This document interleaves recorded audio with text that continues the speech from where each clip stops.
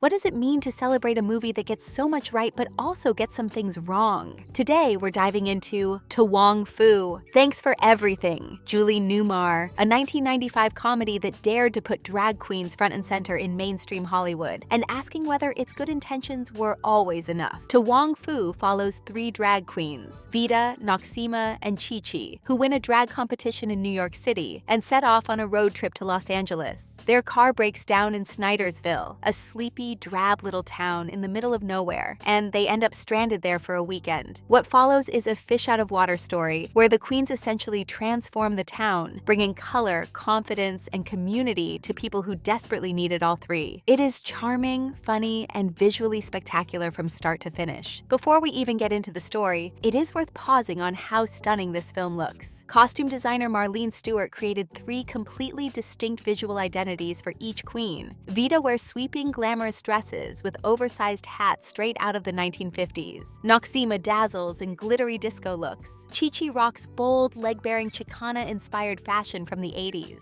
Every single outfit pops off the screen, and the opening sequence, showing the queens getting into their looks with real care and attention, is genuinely one of the best parts of the film. The fact that Stewart was not even nominated for a costume design Oscar that year remains baffling. The film rests entirely on its three central performances, and all three deliver in ways that could have easily gone wrong. Playing a drag queen as a famous straight Hollywood actor is a huge risk, but Swayze, Snipes, and Leguizamo commit fully. Swayze is the quiet standout. He brings a poise and grace to Vida that makes you forget you are watching one of Hollywood's biggest action stars. Vida is the wise, steady den mother of the trio, and Swayze plays her with a subtlety that is genuinely moving. Leguizamo, coming from a comedy background, throws himself into Chi-Chi with wild confidence and brash energy that keeps every scene alive. Snipes, unfortunately, gets the least to work with. Noxeema is the most underdeveloped of the three, mostly there for one-liners, which is a shame given how much talent is sitting right there. What makes To Wong Foo more than just a fun road trip comedy is its place in a specific cultural moment. 1995 was a time when drag culture was experiencing a real surge in mainstream visibility. The New York drag scene had risen through the AIDS crisis as a form of joyful resistance, and figures like RuPaul, who has a brilliant cameo in the film, were bringing drag onto talk shows, into pop music, and into the cultural conversation in a way that had never quite happened before. To Wong Foo rode that wave, and according to drag legend Lady Bunny, even helped push it further. She described the film as a tipping point that signaled drag had arrived for mainstream audiences. Seen in that light, the film carries genuine historical weight as a document of a community finding its footing in popular culture. Here is where things get complicated, because To Wong Foo is also a film that deliberately sands down its own edges, and that choice has consequences. The script avoids anything too challenging or uncomfortable. The town of Snydersville functions mostly as a backdrop for the queens to improve, and the townspeople are drawn so thinly that the transformation they undergo feels earned more by the costume design than by actual storytelling. More troubling is how the film handles its darker moments. There is a scene early on where the queens are threatened and nearly sexually assaulted by a violent, hateful sheriff. It is genuinely alarming, and then the film almost immediately moves on from it as though it never happened. Later, there is a subplot about domestic abuse that sits very uncomfortably alongside the bouncy, feel-good score. The film wants to acknowledge real dangers that queer people face, but it does not actually want to sit with them, which ends up feeling more dismissive than empowering. The production designer admitted in interviews at the time that they intentionally cut out anything too edgy from the drag world because they wanted to keep it a comedy. That is an understandable instinct, but it creates a disconnect. You cannot show a near assault and then immediately cut to an outfit change and expect both things to land equally well. Comparing To Wong Foo to its Australian counterpart from the year before, The Adventures of Priscilla, Queen of the Desert, makes the contrast clear. Priscilla was messier, darker, and more willing to let its characters be complicated and sometimes difficult. That roughness made it feel more honest. To Wong Foo is the glossier, more commercial version of a similar story, and there's nothing wrong with that exactly. But it does mean the film occasionally feels like it is celebrating a community, while keeping it at a comfortable distance from reality. None of this makes To Wong Foo a bad film. It is genuinely fun,